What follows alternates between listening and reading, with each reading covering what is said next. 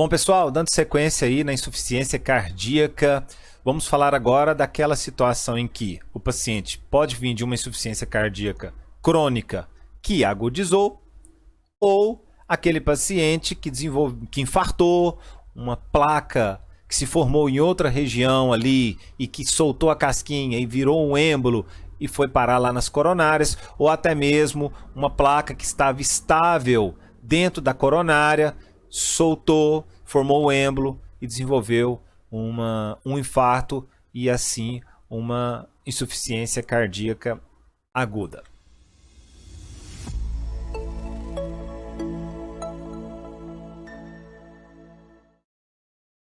Bom, pessoal, o seguinte, manejo. O paciente chega com sinais e suspeitas de falha cardíaca aguda. Isso na história clínica, no exame físico, pele fria, estertores, o enchimento capilar, ingurgitação jugular, mudança de comportamento, né, já afetando o sistema nervoso central. A oligúria já é assim, é mais difícil naquele momento, mas oligúria, enfim. Então, falha cardíaca. O paciente está com falha cardíaca, a gente vai olhar o que foi os fatores que desencadearam essa falha cardíaca aguda. Uma descompensação, aquele paciente que recebeu os familiares no final de semana e meteu o pé na jaca e piorou a insuficiência cardíaca dele, que já era instalada, aquele que já fazia uso de um IECA, um atenolol e um diurético, e nesse final de semana bebeu, esqueceu de tomar o remédio e tal, e de repente dor no peito, falta de ar. Ou, né, outras situações, como uma descompensação de um paciente que tem um hipertireoidismo, esqueceu de tomar um medicamento, aumentou o gasto e isso pesou para esse coração e desenvolveu. Aquele que resolveu dar uma namorada cavéia, que tinha muito tempo que não dava uma namorada das braba e descompensou. Ecocardiograma. A partir do ecocardiograma você sabe se esse paciente está com uma fração de ejeção menos de 40%, ou mais de 40%. Menos de 40% está uma função comprometida e mais de 40%, de 40% a 50% está uma função aí preservada. Alguns disparadores desta insuficiência cardíaca pode ser por abuso de ingesta de líquido, sal, não aderir ao medicamento, abuso de álcool, a função renal deu uma parada, desenvolveu uma insuficiência renal aguda e parou de urinar e pesou o sistema todo por muito volume e esse coração não conseguiu bombear tanto volume. Pode ser por um problema valvular, uma inflamação do coração, né, uma pericardite ou uma endocardite, uma tireotoxicose, uma anemia, né, que desenvolveu uma anemia mais grave, porque talvez a pessoa já venha com uma história de anemia e aquilo seria uma insuficiência cardíaca mais compensada. Bom, então, aquele manejo, aquele primeiro contato com o paciente, nós vamos fazer aquela semiologia de que se esse paciente está quente ou frio, ou seja, pele fria é sinal de hipoperfusão, pele quente é sinal de perfusão. E se ele está úmido, úmido é sinal de estertores. Sinal de estertores me fala a favor de uma congestão. O coração não está conseguindo empurrar esse sangue para frente. Jugular do lado direito e congestão do lado esquerdo. E qual que é a conduta? Bom, oxigenar, né, gente? Oxigenação para esse paciente. Vamos fazer o controle da pressão arterial, da frequência. Vamos mudar aí, né, os manejos dos fatores precipitantes. Se é uma tireotoxicose, vamos diminuir a ação dessa glândula. Se é por algum outro fator, uma insuficiência renal, vamos tentar fazer uma diálise de urgência para poder aliviar. Enfim, controle dos fatores precipitantes. O manejo de comorbidades que estão associadas aí, que pode descompensar junto, e o medicamento.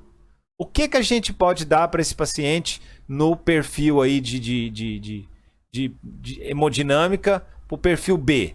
Bom, ele está úmido e está perfundindo bem. A pressão central, a pressão capilar periférica está de boa. A pressão venosa central está até elevada, está tudo elevado. Então o que acontece? O que a gente tem que fazer aí? A gente tem que dar uma aliviada. Vamos dar vasodilatadores, nitroglicerina. E diurético tem que usar com certa precaução, porque a gente tem que saber se esse diurético vai ajudar ou não. Mas a conduta desse paciente aí, nesse caso, que ele está úmido e está perfundindo bem, fica claro que a parte esquerda do coração está dando conta de segurar a onda. Então, de urgência, falou para vamos aliviar. Depois vem os outros passos, mas o passo inicial, vamos dar vasodilatador para ele, nitroglicerina e tal. Bom, o paciente C, que é o paciente mais grave, aqui já considera até com, né, uma situação aí de um choque cardiogênico e tal. Ele está frio, não está perfundindo. E ele está úmido porque ele está encharcado. A pressão capilar está elevada, a pressão venosa está elevada, né? O índice cardíaco está baixo, a resistência vascular sistêmica está normal ou elevada, já por descompensação adrenérgica. A mesma coisa, vamos fazer todo o protocolo inicial. Nós vamos dar diurético para esse paciente? Claro, né, pessoal? Claro. Nesse caso aqui a situação é diferente. Aqui ele já está com... Ele, além de sinal de congestão, ele já não está dando conta de empurrar o sangue. Então ele está frio, então a gente vai dar diurético. Pode dar os vasodilatadores? Sim. E tem esse medicamento, que é o levosimedan, que é um inodilatador, que ele, além de dar força para o coração, ele faz uma vasodilatação. Esse é um medicamento, né, utilizado aí, é o levosimedan. Bom, e agora o paciente L é aquele paciente que está frio, não está dando conta o lado esquerdo, porém ele está seco. Ou seja, o lado esquerdo que não está dando conta do recado. Qual que é o tratamento aí?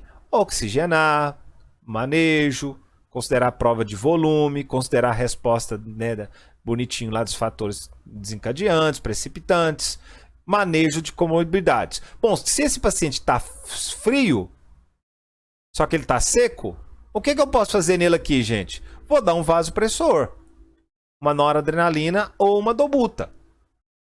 Porém, antes, qual que é uma estratégia boa aí, pessoal? O que vocês acham? Volume. Dá volume para esse cara de primeiro. Inicialmente, dá uma carga de volume nele. Ok? E depois, se necessário... Opa! Aí. E se necessário, a gente entra com vasopressores se a pressão está menor de 90. Não é menor ou igual a 90, não. Menor de 90. 90 não dá medicamento. É bobo, mas isso. Não é menor ou igual, não. Então, se ele está com 90, não precisa dar. É 89 para baixo.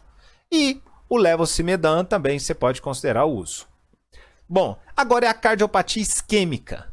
Aqui agora nós vamos cuidar das coronárias. Tá vendo? Mas aquela que a gente acabou de falar agora, dos perfis do Steve Johnson, tá meio que junto com a cardiopatia isquêmica? Sim. Ali é o manejo agudo. Qual que é as primeiras condutas que você tem que tomar? Só que se esse paciente, agregado àquela situação, ele vem com dor precordial, aí nós vamos adicionar o protocolo de dor precordial. Isso nós vamos falar na cardiopatia isquêmica. Fica aí com a gente.